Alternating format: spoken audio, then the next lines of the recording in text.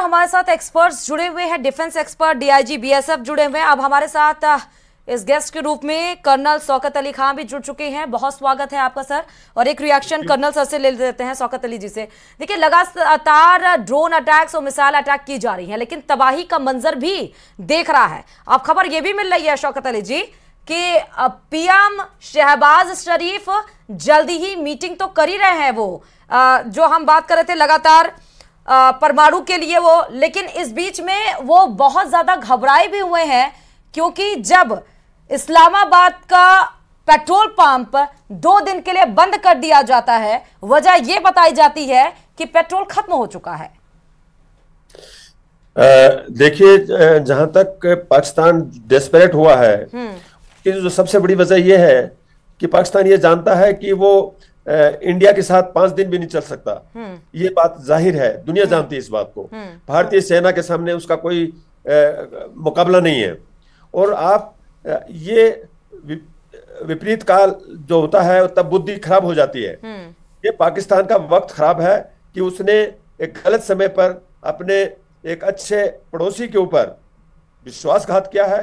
उसने आतंकियों द्वारा हमला करवाया है और उसका नतीजा उसको मिलेगा। भारतीय क्या क्या जवाब देने के उनके बारे में हमें बताया, और हम लोगों के क्या सुझाव हो सकते हैं, क्या मदद हमसे हो सकती है, ये सारी बातें भी उन्होंने की। हमने अपनी तरफ से सुझाव भी दिए हैं और उनको मुख्यमंत्री जी ने काफी गंभीरता से लिया भी है। और अभी जो जिस प्रकार से तैयारियां वहां पे हैं, राजस्थान सरकार की तरफ से कोई कमी नहीं रखी जा रही है। चाहे मेडिकल की बात करें या अन्य विभागों की बात करें, सेना को कोऑपरेट करने की बात करें, तो पूरा शासन प्रशासन मजबूती के साथ लगा हुआ है।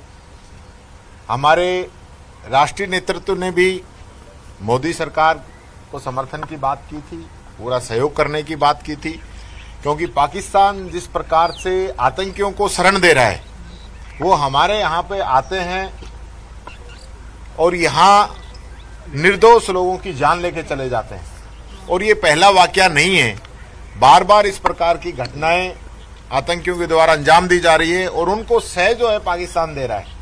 और अब भी जिस प्रकार से पाकिस्तान का जो रवैया है वो ठीक नजर नहीं आ रहा। वो आज भी सिविलियंस पे वार करने की कोशिश कर रहा है, जबकि हमारी सेना ने जो आतंकी जहां छुपे हुए थे, आतंकियों के जो अड्डे थे, उनको नेस्तनाबूद करने का काम किया था।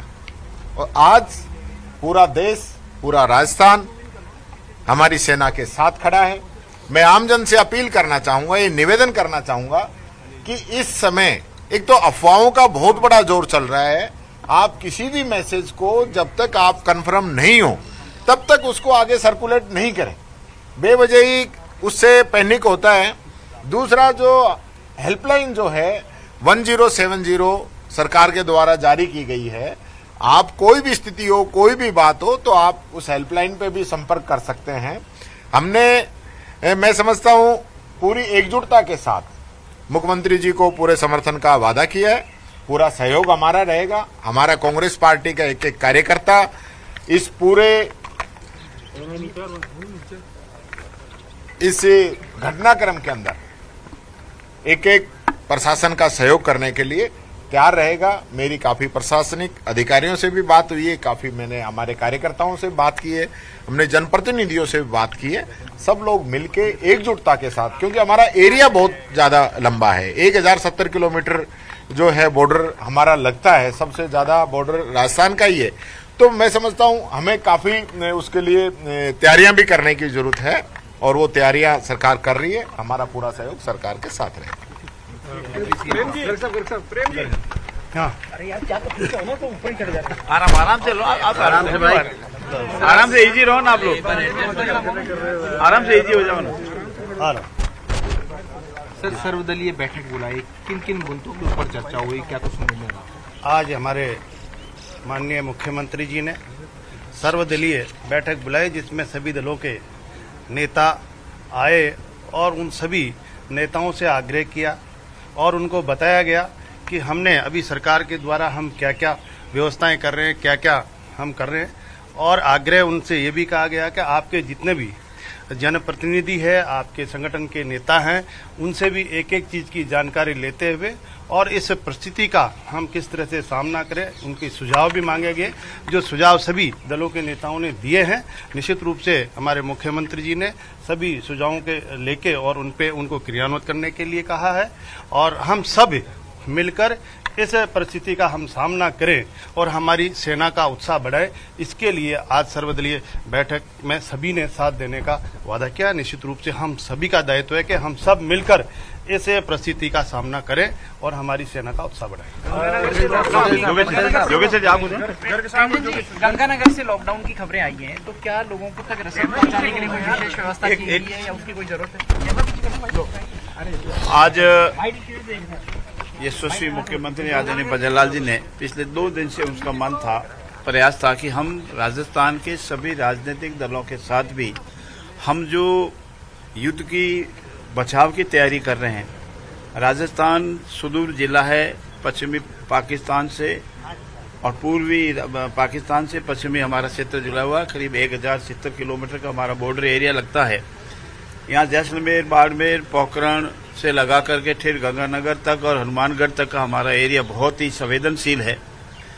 इसीलिए आज सर्वदलीय बैठक बुलाई। आदरणीय टीकाराम जी जूली नेता प्रतिपक्ष के नेतृत्व में सभी दलों के लोग हाजिर हुए और सरकार की ओर से इतने दिनों में जो जो प्रयास किए गए, जो जो व्यवस्थाएं की गई, जिला प्रशासन स्तर पर हो, प्रदेश स्तर प्रशासन पर हो, उन सारी जानकारी दी गई और उन्होंने खुले मन से सरकार का समर्थन किया और कहा कि हम हर स्तर पर सरकार के साथ हैं।